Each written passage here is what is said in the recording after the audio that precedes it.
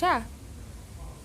Olá pessoal, meu nome é Janaína e hoje eu vim trazer para vocês um pouco do que foi o meu trabalho de Contemporânea 2 na faculdade e tentar transplantar isso para uma linguagem que atenda maiores públicos, como foi a proposta da professora. Bom, vamos ver se eu consigo. No meu trabalho, eu trabalhei com um livro do J.D. Salinger chamado 9 Histórias, que eu vou botar a foto aí, e ele foi lançado, a tradução que eu usei pela Todavia foi lançada esse ano em setembro, então é uma tradução super recente. E eu usei essa tradução porque aí ficaria mais fácil, eu não teria que ler em inglês.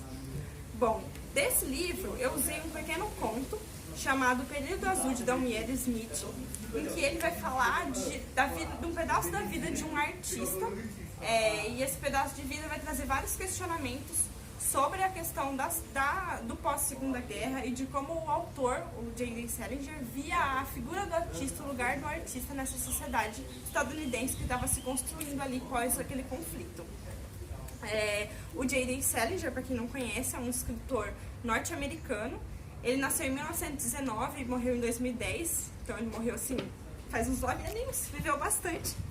E esse livro ele foi publicado em 1953, 2 anos após o grande sucesso do Salinger, que foi O Apanhador no Campo de Centeio, que vocês devem conhecer porque é o livro mais conhecido dele.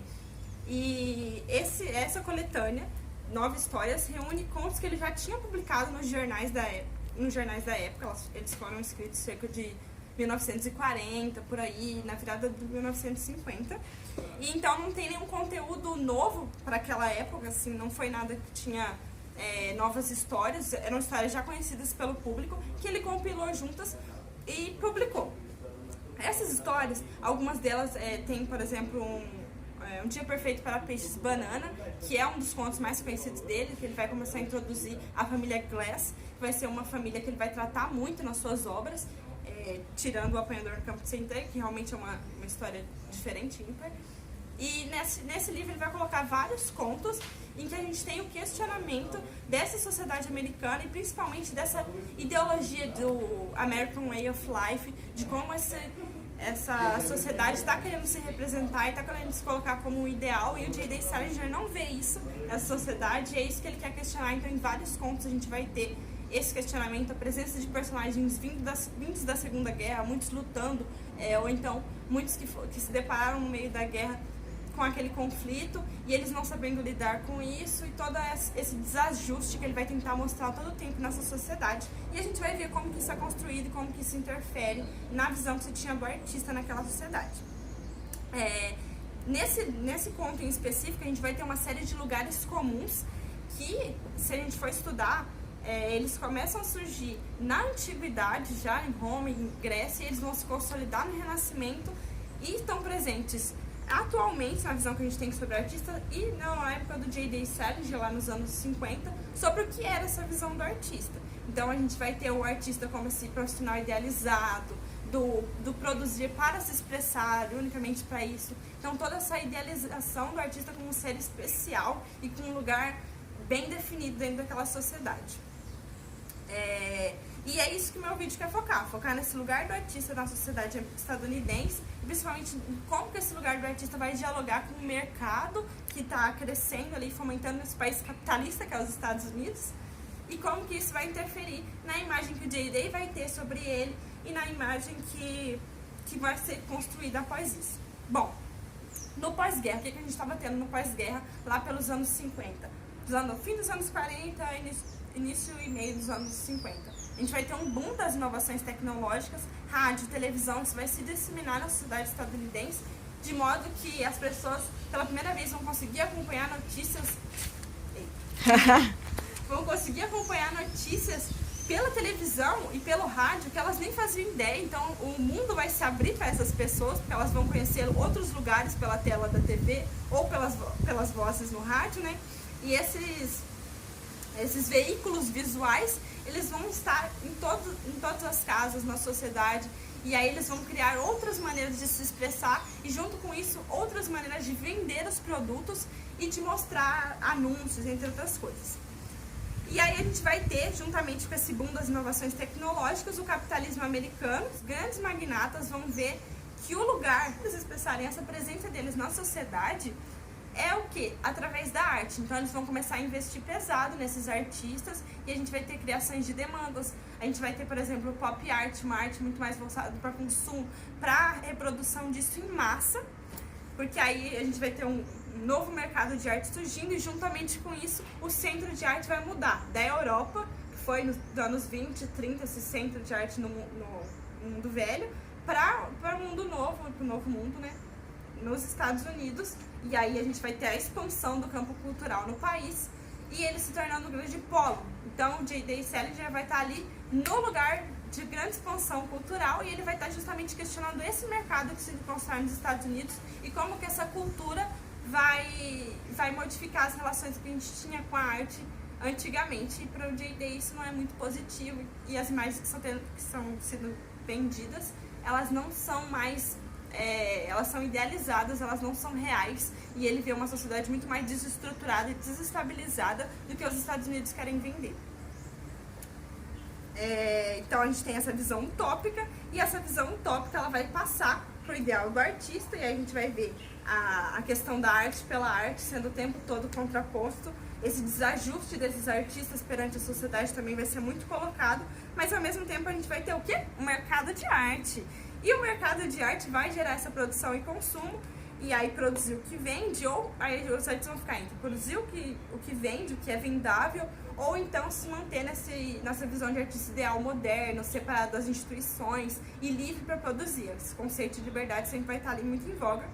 E a gente vai ver que na verdade tem uma terceira via que esses artistas tentam construir, e que eu acho que o J.D. Salinger está muito por aí também, que é uma via conciliatória, onde a arte crítica e livre que eles estão desenvolvendo também vai se tornar vendável e as pessoas vão querer comprar essa arte que critica essa sociedade, que escancara as desigualdades perante essa sociedade. E aí o mercado e a arte eles vão realmente se juntar. Por mais que eu acho que o J.D. Salinger não ia gostar nada disso que eu estou falando. O conto, né? Vamos passar para o conto. Todos os contos dessa coletânea eles foram publicados no The New Yorker, que era um dos jornais mais conhecidos da época. Então a gente vai ter essa imposição dos jornais sendo passada e todos eles vão ter essa mesma construção, que é uma construção muito característica do jornal, dessa apresentação, um desfecho muito épico ou não, né? Como a gente vai ver nesse conto. Mesmo tamanho, histórias curtas, que era o que o The New Yorker estava querendo. Enfim, então essas obras elas vão vir do jornal e vão passar para estar no livro, e isso é muito importante de ressaltar, porque antes elas não estavam juntas, os leitores não tinham acesso a elas juntas, eles vão ter acesso depois na publicação em 1953, que é como ele chega até nós. Esse conto que eu escolhi, que se chama O Período Azul, da Damian Smith, ele é dotado de muitos elementos que eles vão atuar de maneira desconexa, muitas vezes. Então a narração é em primeira pessoa, e aí isso possibilita várias digressões, várias epifanias pelo personagem principal, e possibilita uma série de recursos. Ao mesmo tempo, a gente vai ver que esses benefícios que se tem também podem ser limitantes, porque a gente só vai ver a história pelo ponto de vista dessa pessoa. Então tudo que se escolheu contar é o que a gente vê é o que o narrador está querendo contar pra gente. E aí a gente vai ter esse descompasso de saber se foi real, se não foi real, e como que isso se coloca.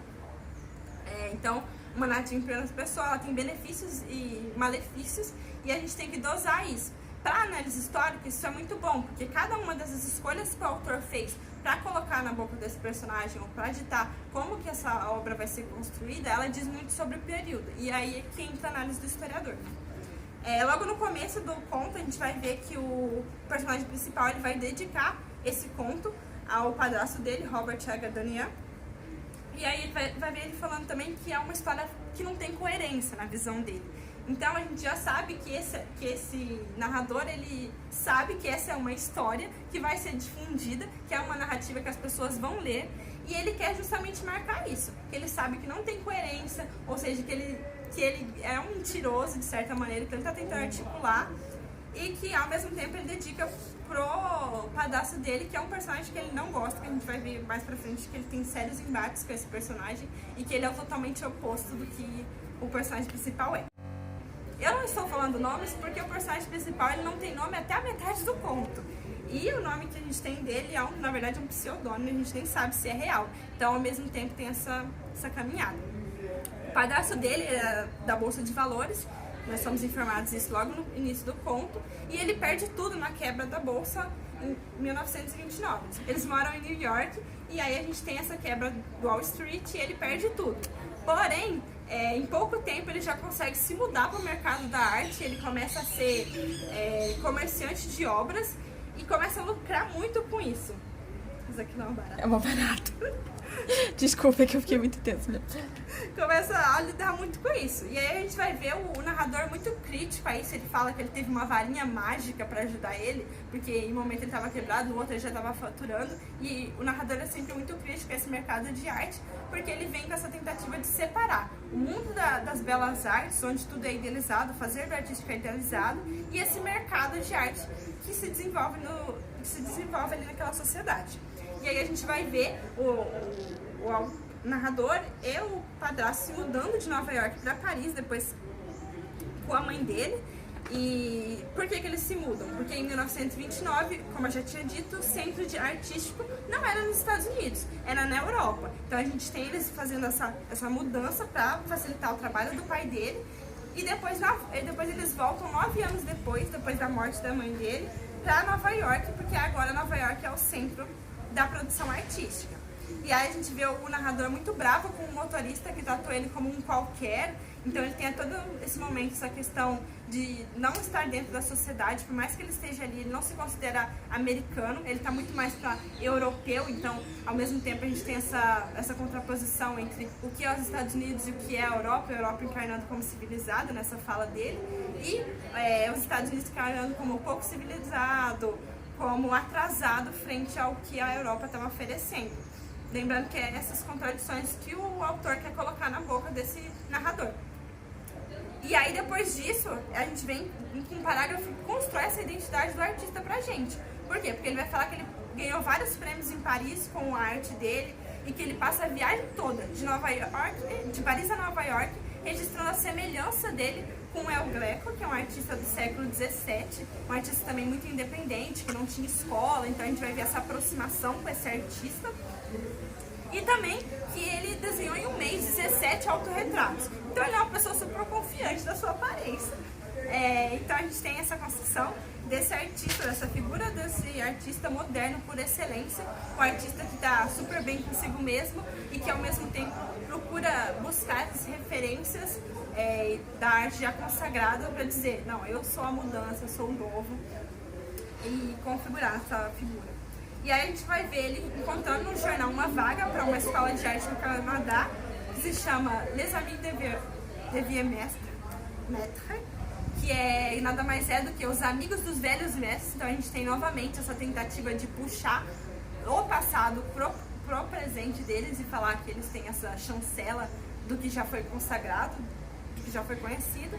E quando ele se candidata para essa escola, ele vai colocar como um pseudônimo Jean de Daumier Smith. Daumier Smith é um cartunista chamado Honor Daumier Smith, do século XIX, que criticava muito a burguesia. Então a gente vê novamente essa crítica ao mercado embutida no nome que ele se auto-intitula. E se a gente parar para pensar, Jean de Daumier Smith, as iniciais JDS, são as mesmas iniciais de Jerome David Salinger. E aí a gente vai ver essa aproximação entre o autor do conto e o personagem que está narrando. E aí, ao mesmo tempo, ele também vai se colocar como um amigo do Picasso e um parente desse cartunista, Honor Daumier. Meu Deus, eu me perdi. Se acha? Me achei. Não, me achei não, achei. Bom, e aí ele vai colocar uma série de informações falsas nessa carta de apresentação e também nas pinturas que ele vai fazer, né? Essas informações falsas vão lhe dar confiança, já que ele é amigo do Picasso e já que ele, enfim, é parente de um pintor super conhecido.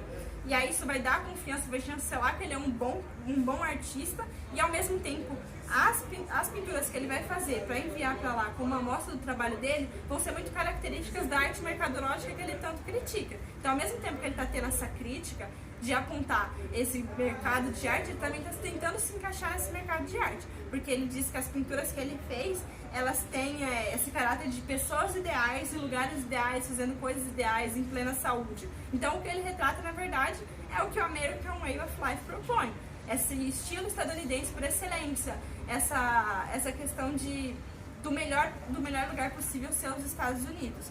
E aí ele vai desenhar essas cenas vinculadas à alta sociedade, porque é o que está vendendo. Então ele mesmo entra nesse jogo de mercado e arte que ele tanto critica, e a gente tem essa quebra na separação que ele propõe.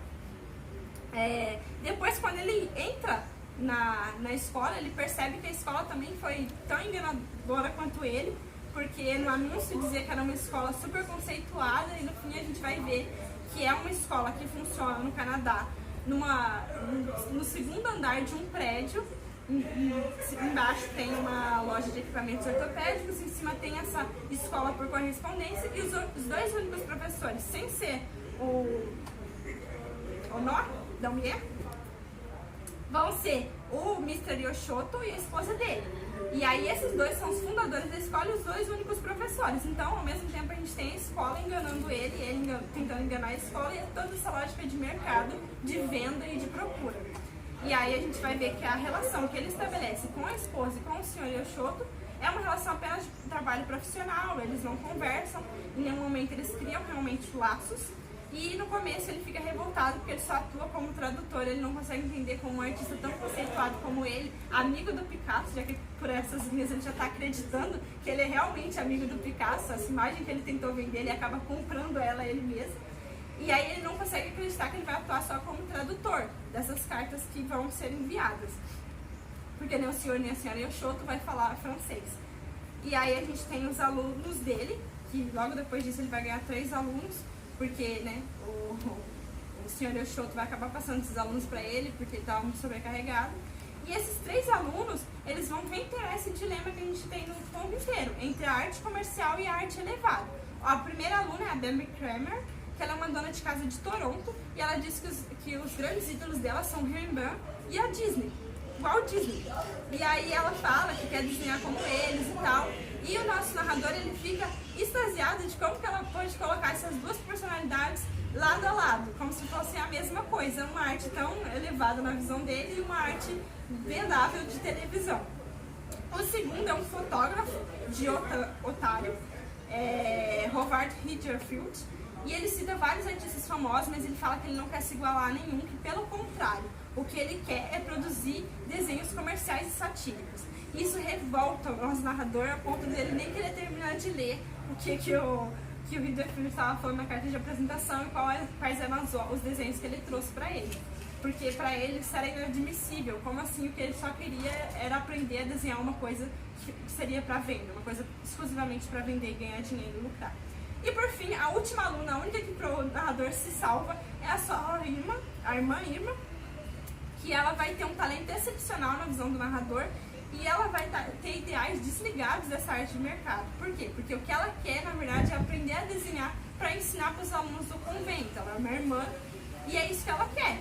E ao mesmo tempo ela vai encarnar como essa pessoa indisponível para o artista, uma pessoa fora da realidade estadunidense de consumo, de mercado, de tudo isso que ele tem questionado. Então para ele, ela é a pessoa essencial e a melhor aluna que ele poderia receber, porque ela encarna esse ideal de outra sociedade, de outra forma de olhar a arte que ele tanto adora. Ele vai escrever uma carta gigantesca para ela, elogiando ela, enfim, ajudando ela a melhorar ainda mais.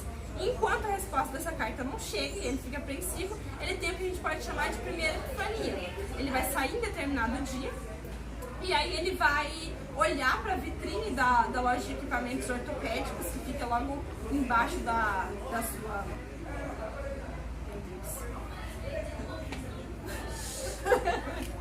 E aí ele vai ter a primeira epifania dele na frente da loja de equipamentos ortopédicos, que fica embaixo da sua escola, e ele vai ter essa sensação de alienação, porque ele vai olhar para essa vitrine, ver todos esses materiais feitos de esmaltados, todas essas coisas estranhas agrupadas, e ele vai ter uma sensação de inadequação, e ele vai se ver ali dentro daquela vitrine com como uma simples peça de mobiliário, uma coisa dura, engessada, que por mais que ele tente se colocar como algo à parte, que ele tente lutar contra essa sociedade, ele não consegue fazer nada, ele é uma casca e sem poder algum para mudar aquilo tudo.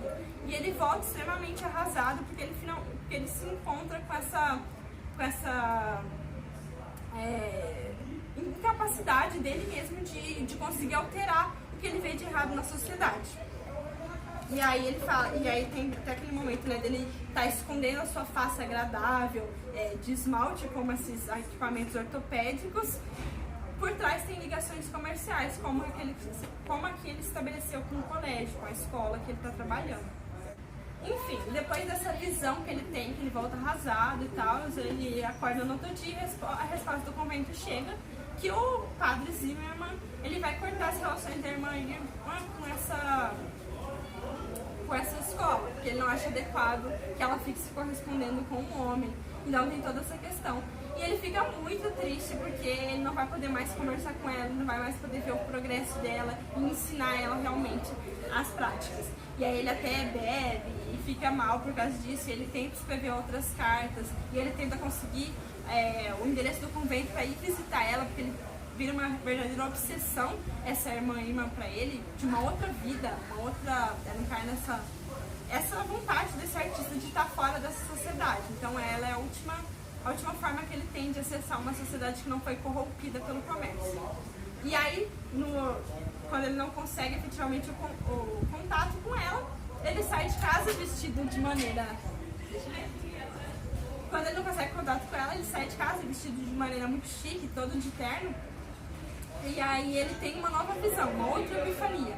Ele vai estar lá na frente e ele vai ver na vitrine a moça tentando arrumar aquilo tudo, e ela se assusta com ele, ela cai, escorrega, e ao mesmo tempo ele vai ter ali aquela visão de que ele está descolado disso tudo. E o que antes para ele era ruim, essa alienação, o que antes para ele era mal esse comércio, essa questão da sociedade americana, ele vai ver muito mais como os benefícios. Então ele vai sentir proximidade. Ele fala que ele vê beleza nessas flores esmaltadas, que são esses equipamentos.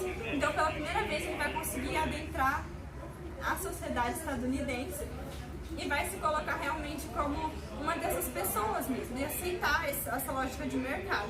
Então essa segunda epifania ela é muito mais positiva do que a primeira, e vai ser o primeiro momento que ele vai se encantar com essas coisas.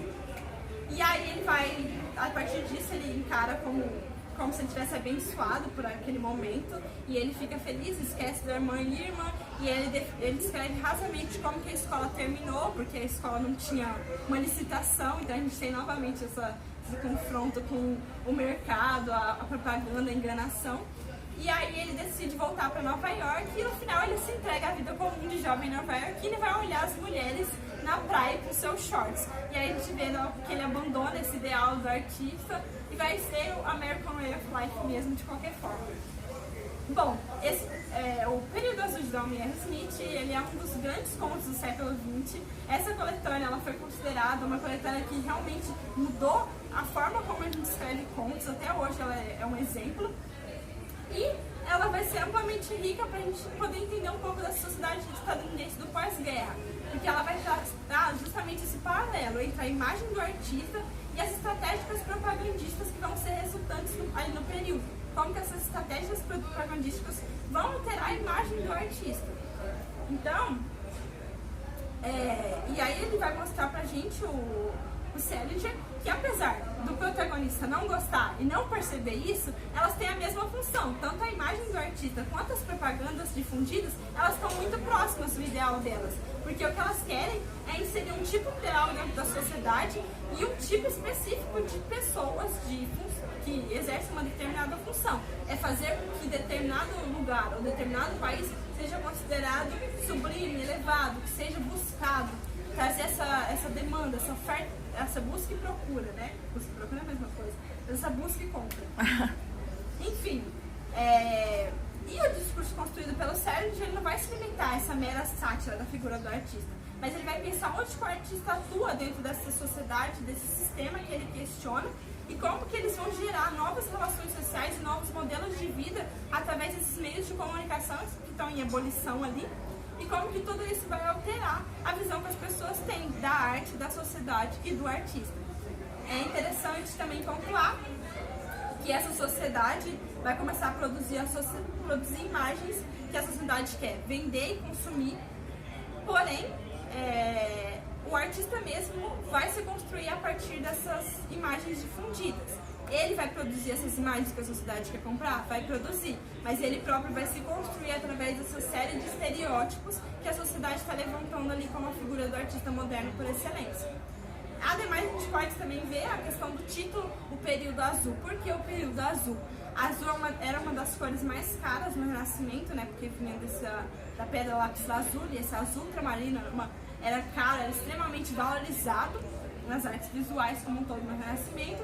E também, essa pode ser um dos fatores preeminentes para ele ter colocado esse nome no ponto, mas também a questão do caráter imaterial das coisas. As coisas onde essa cor é encontrada, como o céu, o mar, elas não têm consistência material efetiva. Então, o que ele pode estar tentando fazer com esse título é mostrar que esse período experienciado pelo Damier Smith é amplamente real, porque ele é construído por mentiras feitas por ele ou não, né, como a gente viu da escola, e baseados em uma supremacia do artista moderno, que de fato é tão construída e imaginada quanto o azul que a gente vê.